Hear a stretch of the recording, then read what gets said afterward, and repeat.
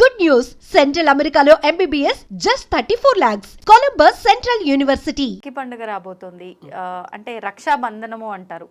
అయితే ఈ మధ్య కాలంలో వింటూ ఉన్నాము, ఈ రక్షాబంధనం అనేది ఒక అన్న తమ్ముళ్ళు అక్క తమ్ముళ్ళే కాదు, ఒకరి బాగు కోసం ఒకరు కట్టుకునేదే రక్ష. అది మన పురాణాల నుంచి తీసుకున్నా కూడా ద్రౌపది కృష్ణుడికి, ఇంకా అట్లా వైఫ్ అండ్ హస్బెండ్ కూడా ఒకరికొకరు కట్టుకున్న విధానాలు, ఇవన్నీ ఉదాహరణలు ఉన్నాయి. అసలు ఏంటి వాస్తవం అమ్మా? ఆ రక్షాబంధనం అనేది నేను నీకు రక్ష ఇస్తాను అని, అవతల వాళ్ళు నాకు రక్ష కావాలి అని మనకి ఒక కంకణం కడుగుతారు. కట్టి నేను నీకు ఇది కడుతున్నాను, నాకు రక్ష ఇవ్వు అని అడగటం. అది రక్ష ఎవరికి ఇవ్వక్కర్లేదు ఎవరైనా కదా. ఎవరైనా తనకంటే ఎవరైతే ఇక్కడ రక్ష ఇచ్చే అవకాశం ఉన్నవాళ్ళు ఉన్నారో, అంటే మనకంటే ఎక్కువ బలవంతులు కానీ లేకపోతే ఆ రంగంలో సమర్థులు కానీ ఉన్నారో వారికి మనం రక్ష కడతాం. ఓకే. అంతేకాదు, ఇంట్లో కూడా మీరు పూజలు చేసుకునేప్పుడు కంకణం కట్టుకుంటాం. అంటే కొన్ని పూజలు కాదు, పూజలకు కాదు, మామూలుగా నిత్య పూజలు కాదు, కొన్ని ప్రత్యేకమైన పూజలు చేసుకునేప్పుడు ఆ దేవత పేరు చెప్పుకుని రక్ష కట్టుకుంటున్నాం.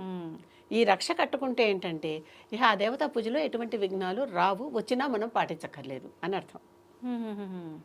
ఎటువంటి వచ్చినా మనం పాటించక్కర్లేదు అని అర్థం. అలా ఇద్దరు మీరు గమనించి చూస్తే భార్యాభర్త ఒకళ్ళకొకళ్ళు కట్టుకుంటారు రక్షలు పూజలో కూర్చునేటప్పుడు. వీటిని రక్ష అంటున్నాం, కడుతున్నాం గనక బంధనం అనే వెర్బు కలుస్తోంది. అవునా? కనుక రక్షాబంధనం అనేది అన్న చెల్లెళ్ళు అక్క తమ్ముళ్ళ మధ్యలోనే జరగాలనే భావం ఎప్పటి నుంచి వచ్చిందంటే మనకి అలెగ్జాండర్ వైఫ్ ప్రియురాలు ఆవిడ రుక్సానా అనే ఆవిడ వచ్చి పురుషోత్తముడు కట్టినప్పుడు నన్ను రక్షించు అని ఆవిడ కట్టింది, నా భర్తను రక్షించు అని కట్టింది.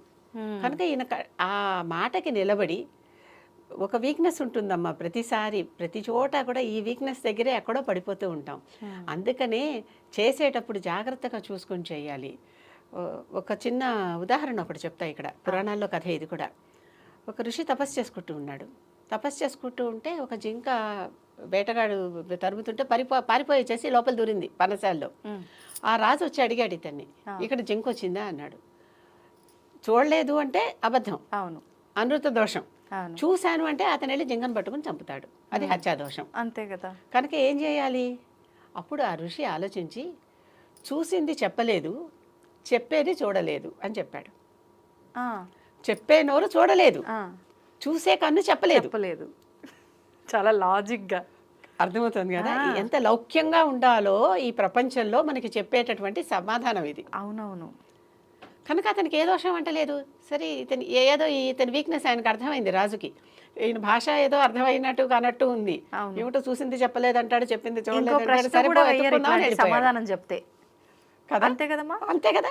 అసలు ఏంటి నేనేదో అడిగితే వీడితో చెప్తున్నాడు అనుకుంటారే తప్ప అసలు వీళ్ళకి ఏం అర్థం కాలేదులే, సరే ఇంకో చోటు ఉందేమో వెళ్ళిపోయాడు. అంతే. ఎప్పుడూ కూడా మనం రక్ష కట్టామని చెప్పి మన దేశాన్ని, మన ప్రాణం మన చేతిలో, దేశాన్ని అర్పించి చేసే రక్షలు ఉన్నాయి, జాగ్రత్తగా ఉండాలి. ఈ లౌక్యం అక్కడ అవసరం. ఆ లౌక్యం ఎక్కడ పాటించలేదో ప్రతిసారి మనం దెబ్బతిన్నాం. కనుక జాగ్రత్తగా చూసుకోవాలి. అందుకనే ఎవరికైనా వాగ్దానం ఇచ్చేటప్పుడు చాలా జాగ్రత్తగా ఇవ్వాలి. ఆనందంగా ఉన్నప్పుడు వరాలు, కోపంగా ఉన్నప్పుడు శాపాలు ఎప్పుడు ఎవరికి ఇవ్వకూడదంటారు. కానీ కామన్గా జరిగేవి అప్పుడే మన మీద మన కంట్రోల్ ఉండాలి. అవును, అప్పుడే మన మీద మన కంట్రోల్ ఉండి, ఎట్లాంటి పరిస్థితుల్లో కంట్రోల్ తప్పుతామో అప్పుడే కంట్రోల్గా ఉండగలగాలి, అప్పుడే ఉండాలి. కనుక ఆ సమయంలో జాగ్రత్తగా ఉంటే అనవసరంగా ఎవరికి లేనిపోని వాగ్దానాలు ఇవ్వం. అవును. రక్ష కట్టడం అంటే ఏమిటి? మళ్ళీ వాళ్ళకి మేము ఎప్పటికైనా వాళ్ళకి ఏ కష్టం రాకుండా మేము చూసుకుంటామని చెప్పటం. ఇది అన్నదమ్ముల మధ్య అక్క చెల్లెళ్ళ మధ్య వచ్చిన కారణం కేవలం పురుషోత్తముడు రుక్సానా ఆ కథే. కానీ ప్రతివారికి రక్ష కట్టచ్చు. ఇప్పుడు మనం దేవుడి దగ్గరికి వెళ్తాం, అక్కడ పూజారి మనకి రక్ష కడతాడు ఒక్కొక్కసారి. అవునా? ఆ రక్ష కడితే ఆ రక్ష మనకి, ఆ దేవత మనకి రక్ష ఇచ్చింది అని భావించి తిరిగి వస్తాం. కాశీకి వెళ్తారు, కాశీదారాలు కాలభైరవుడి దగ్గర తెచ్చుకుంటారు, కాలభైరవ రక్ష కట్టుకుంటున్నాం. అవునా? అవునవును. ఇవన్నీ కూడా ఇలాంటివన్నీ రక్ష. ఈ రక్ష బంధిస్తున్నాం కనుక, చేతికి కట్టుకుంటున్నాం కనుక బంధనం అయింది.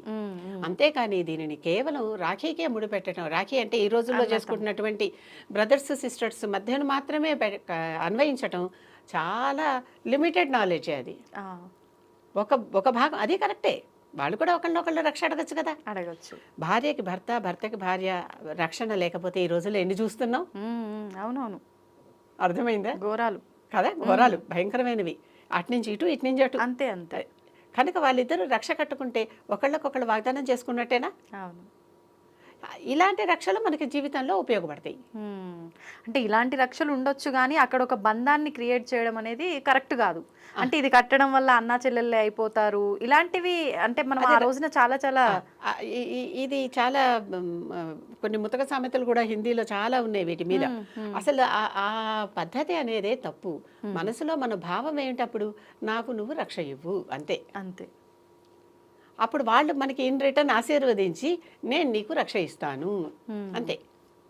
ఈ కానుకలు ఇవ్వటాలే కూడా ఏమీ లేవు, మాట ఇవ్వటమే, ఆశీర్వదించి మాట ఇవ్వటమే అంతే. ఇప్పుడు కొత్తగా ఇదొక వేలం వెర్రి, ఎంత ఇస్తున్నారు, వాళ్ళైతే నాకు ఎక్కువ డబ్బులు ఇస్తారు కనుక నేను వాళ్ళ దగ్గరికి వెళ్ళి రాఖీ కట్టించుకుంటాను, ఇలానే ఉన్నారు. ఇవన్నీ కమర్షియల్ అయిపోయినాయమ్మా. సంబంధాలు ఆర్థిక సంబంధాలు కాకూడదు. అవును, మానవ సంబంధాలు చక్కగా హృదయంగా మానవ సంబంధాలుగానే ఉండాలి. అంటే బంధాలు దృఢపడడానికి ఒక రకంగా ఇవి మొదలు పెడితే ఇవి కాస్త కమర్షియల్ అయిపోయాయి, మీరు అన్నట్టు కమర్షియల్ అయిపోయినాయి. కనుక రాఖీ కట్టడం అనేది కేవలం కాదు, మన పూజ కూర్చుంటే ఆ పూజలో దేవత పేరు చెప్పి ఒకళ్ళకొకళ్ళు కంకణం కట్టుకుని కూర్చుంటున్నాం. కంకణబద్ధం అయ్యామంటే ఏంటి, ఎంత నేను నీ దేవత పూజలో ఉంటాను, అమ్మ నువ్వు నన్ను రక్షించు, నా మీదకి ఈ పూజలో ఏ విఘ్నాలు రాకుండా ఇక్కడి నుంచి నువ్వు కాపాడు. అవును, మరి అక్కడ కూడా చేస్తున్నాం కదా. ప్రతి చోట అమ్మవారి దగ్గర రకరకాల తోరాలు లాంటివి అమ్ముతూ ఉంటారు, ఏ గుళ్ళో అయినా. ఆ తోరాలు తీసుకొని వచ్చి ఆ తోరాలు చేతికి మనం కట్టుకుంటున్నాం ఆ దేవత పేరు మీద, అది రక్ష మనకి. నేను కామాఖ్య వెళ్ళినప్పుడు అక్కడ వాళ్ళు చాలా ఈ రక్ష దారాలు అమ్ముతున్నారు. ఇన్ని బండిల్స్ కొని ఆ కింద నీరు ఊడుతూ ఉంటుంది కామాఖ్య ప్రధాన గర్భాలయంలో, దాంట్లో ముంచి తీసుకొచ్చాను అవన్నీ. అంటే చాలా కిందకు ఉంటుంది, మనం వంగలేము.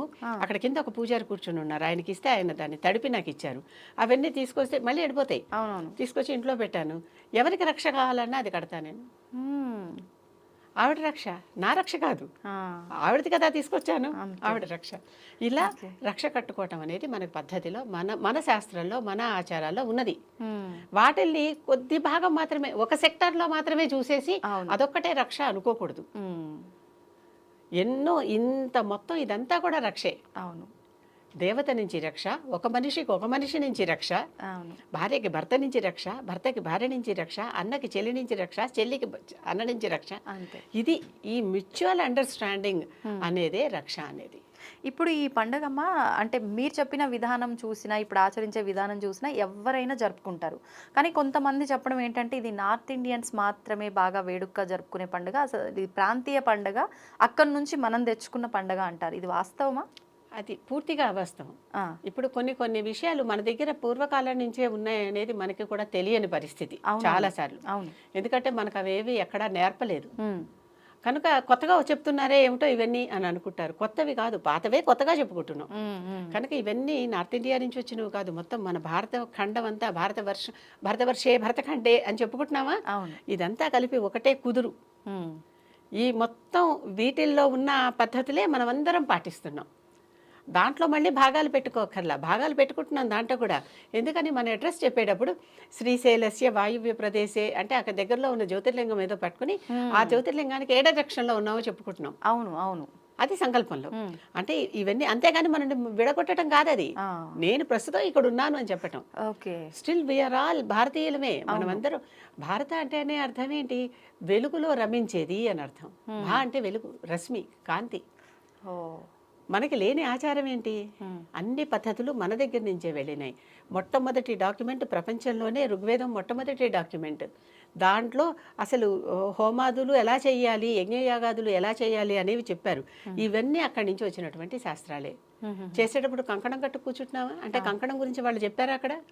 ఆ టెక్స్ట్ మనకి తెలియకపోవచ్చు, అది సాంస్క్రిట్లో ఉన్నందువలన. కానీ కొంతమంది మహానుభావులు, దాశరథి రంగాచార్య లాంటి వారు కొందరు దాన్ని చక్కగా తెలుగులో అనువాదం చేశారు. అవి చదివినా కూడా చాలు. అవును, లేకపోతే విన్నా చాలు. ఎంతో మంది చెప్తున్నారు కదా పెద్దలు, అవునవును, విన్నా చాలు. తెలుసుకోవాలనే ఆసక్తి ఉండాలి. కానీ ఇవన్నీ మనవే, ఎక్కడి నుంచో వచ్చినవి కాదు, మన ఆచారాలే, మన పద్ధతులే. కాకపోతే కొన్నాళ్ళు మరుగున పడ్డాయి. అవునవును, కొన్నాళ్ళు మరుగున పడి మళ్ళీ మబ్బుతెర తొలగిపోయింది, బయటకు వస్తున్నాయి. కొంచెం కొంచెంగా బయటకు బయటకు వస్తున్నాయి. వస్తున్నాయి కనుక ఇది మనది కాదు అని అనుకునేది తప్పు. ఆ, ఇవన్నీ మన దగ్గర ఉన్నవే. పూజలో కంకణం కట్టుకోవటం ఎప్పటి నుంచి ఉన్నది, ఎవరిళ్లలో కట్టుకోవట్లేదు. అవునవును. మరి అది రక్ష కాదు. అవును, రక్ష కట్టుకోండమ్మా అని చెప్తాడు అక్కడ పురోహితుడు. అవును చెప్తారు కదా, రక్ష కడతాను రండి అంటాడు, ఆయన కడతాడు. ఆలయాల్లో కట్టడం లేదు. కడతారు. అది north Indiana, south Indiana, east Indiana, west Indiana అని చూస్తున్నామా? లేదు కదా. అది ఓకే అమ్మ, ఇప్పుడు ఈ రక్ష కట్టుకునే విధానంలో కూడా ఈ మధ్య కాలంలో అంటే గత 2-3 సంవత్సరాల నుంచి అనుకుంటా సమయం ఖచ్చితంగా ఈ సమయం లోపే కట్టాలి అనే ఒక ధోరణి కూడా మనం చూస్తున్నాం. సమయాలు కూడా చూసుకోవాలంటారా? రోజులో కొన్ని అమృత ఘడియలు ఉంటాయి, ప్రతి రోజులోనూ ఉంటాయి. అవును అవును. కొన్ని దుష్ట ఘడియలు ఉంటాయి. మనం వర్జ్యం అంటాం, కొన్ని వదిలేస్తాం, కొన్ని దుర్ముహూర్తం అంటాం, లేకపోతే ఇలా ఏవోటి యమఘంటికలు అని ఇలాంటి రకరకాల రాహుకాలం అని ఇలాంటి పేర్లు పెట్టుకుంటాం. ఆ గ్రహాలు మనకంత ఎవరికైనా కూడా యోగించవు కనుక, అంటే వాటిని దుష్టగ్రహాలుగా భావిస్తున్నాం కనుక ఆ సమయంలో అవి ఉన్న సమయంలో తప్ప మిగిలిన అన్ని సమయాల్లో చేసుకోవచ్చు. అమృత ఘడియల కాలంలో అసలు ఎటువంటిది ఆలోచించకుండా చేసుకోవచ్చు. అభిజిత్ ముహూర్తంలో ఏమీ ఆలోచించకుండా చేసుకోవచ్చు. అభిజిత్ అంటే చక్కగా మధ్య సంధ్య అనమాట రోజులో, దానికి చేసుకోవచ్చు. పంచాంగంలో వెతికితే ఈ కాలాలు రోజు రోజుకు మారతాయి కదా. అవునవును. సూర్యోదయాన్ని బట్టి మారతాయి కదా, కానీ సూర్యాస్తమయాన్ని బట్టి అవి ఆ టైం మనకి తెలుస్తుంది. ఈ సమయంలోనే చేసుకోవాలి, ఇట్లాగే చేయాలి అని నియమాలు పెట్టడం వల్ల ప్రతి వారు ఏదో నేను కొత్త రూల్ చెప్తున్నానని అనుకుంటున్నారు, కానీ అలాంటివి ఎక్కడా లేవు. శ్రావణ పౌర్ణమి నాడే కట్టుకుంటున్నామా రక్షలు? ఇంట్లో పూజ చేస్తే వరలక్ష్మి వ్రతానికి కంకణం కట్టుకుంటున్నారా? కట్టుకుని కూర్చుంటున్నారా? సత్యనారాయణ వ్రతం ఎప్పుడు చేసుకుంటుంటే అప్పుడు దీక్ష కంకణం కట్టుకుని కూర్చుంటున్నారా? అది రక్ష కాదా? ఏ ఆలయానికి వెళ్ళినా మీకు ఆ రోజునే కట్టాలని కడుతున్నారా? లేనివన్నీ చెప్పి కొత్త రూల్స్ ఏవో చెప్పి అందరినీ కొంచెం ఒక చట్రం లోపల బంధించాలని చూస్తే అసలుకే మోసం అవుతుంది. అవును, నమ్మడమే అసలు ఇంకా వదిలేశారు. ఎందుకు అంత కష్టపడి ఆ టైంకి ఏదో నేను ఉన్నాను, అయ్యో ఏదో కాసేపు కడుము చేసుకున్నాను అయిపోయిందా అంటే ఎట్లా? అవును. దేవుణ్ణి దలుచుకోవటానికి, దైవ కార్యం చేయటానికి ముహూర్తం లేదు. కాలచక్రం అని చెప్తాం కదా, చక్రంలో ఏది మొదలు ఏది అంతం ఎలా చెప్పగలుగుతామమ్మా? అంతే, అర్థమైంది కదా. ఎప్పుడు ఆ సైకిల్ రన్ అవుతానే ఉంటుంది కదా. అలాగే ఇది ఇప్పుడే మంచిది, ఇది ఇప్పుడు కాదు అని ఎట్లా అంటాం? అదే కదా. అంతా మన మంచికే. అవును, ఏ రోజైనా మన మంచికే. మంగళవారం చాలా మంది మేము మంగళవారం అంటే పనులు ఏదో కొన్ని పనులు మొదలెట్టామంటారు. మంగళవారం మంగళప్రదం. అవును, గౌరీదేవికి ఇష్టమైన వారం. అంటే మన భావన ఇంకా ఎలా భావిస్తే అలా. మానుతో మై గంగా మాహు నామానుతో బెహతా పానీ అంటాడు ఒక హిందీ సినిమా కవి. అంతే అర్థమమ్మా. నమ్మితే నేను గంగామయ్య, నీరు లేదు, నువ్వు నన్ను గంగామయ్యగా కొలవటం లేదు, గంగామాతని నన్ను కొలవటం లేదు. నామానుతో బెహతా పానీ, ప్రవహిస్తున్న నీటిని. నీరెవరికి కావద్దు? అవును, అందరికీ అవసరం. దేవతైనా ఎవరికైనా కావాలి. కాదు నువ్వు దేవతవు కాదు, నీరైనా ప్రాణాధారమే కదా. అంతే, ఇది కావాలి. కనుక నువ్వు ఎలా చూస్తే అలా, మనం చూసే చూపులోనే ఉంటుంది. ఒక చోటికి వెళ్తే ఆహా ఆ మొక్క ఎంత బాగుంది అని అనుకుంటారు, లేకపోతే దాని గింజలు వేసి పెంచాలా లేకపోతే దాని కొమ్మలు తెచ్చి పెంచాలా అనుకునే వాళ్ళు ఇంకోళ్ళు ఉంటారు. చూపులోనే తేడా. అంతే అంతే అంతే. ఒక రంగు మనకి నచ్చుతుంది, ఒక రంగు నచ్చదు, చూపులోనే తేడా. అంతే, మనం చూడటంలోనే దాన్ని భయంతో చూస్తామా, భక్తిగా చూస్తామా, శ్రద్ధగా చూస్తామా, అలవాటుగా చూస్తామా, అంతే. ఏది దోషం లేదమ్మా, దేనికి కూడా దోషం ఉండదు. ఈ ముహూర్తానే కట్టాలి ఏది లేకపోయినా వాళ్ళు కూడా దేవతలను కొలుస్తూనే ఉన్నాగా, రాహుని కేతువుని కూడా. అవునవును. కష్టాలు వచ్చినప్పుడు కష్టాల నుంచి బయటపడేసేవాడని దండం పెడుతున్నప్పుడు వాళ్ళు మనకి విరోధులు ఎలా అయ్యారు? అవును, అంతే అంతే. ఇలాగే భావిస్తే ఎవరితోనూ ఎక్కడ ఎటువంటి ఆ ముహూర్తానికే కట్టాలి, ఈ సమయానికే కట్టాలి. ఇవన్నీ కొత్త కొత్తగా వచ్చినవి, ఇంతకు ముందు లేవు లేవు లేవు. నెమ్మదిగా ఇవి ప్రబలిపోతాయి. ఆపకపోతే ఇవి విపరీతమైపోతాయి. అంటే ఈ ముహూర్తానికి కట్టాలి అంటే ఇబ్బంది లేదు, కానీ కట్టకపోతే ఏదో అయిపోతుంది అనే ధోరణిలో కూడా వెళ్ళిపోతున్నారు కదా, అప్పుడు వస్తుంది అసలే. వివాహానికి మాత్రం ముహూర్తం ఉంటుంది. అంటే కొన్ని శుభకార్యాలకి, వివాహం, ఉపనయనం ఇలాంటి వాటికి తప్పనిసరిగా ఒక ముహూర్తం ఉంటుంది. ఎందుకంటే ఆ ముహూర్తంలో ఉంటే ఇద్దరు ఎప్పటికీ కలిసి ఉంటారు.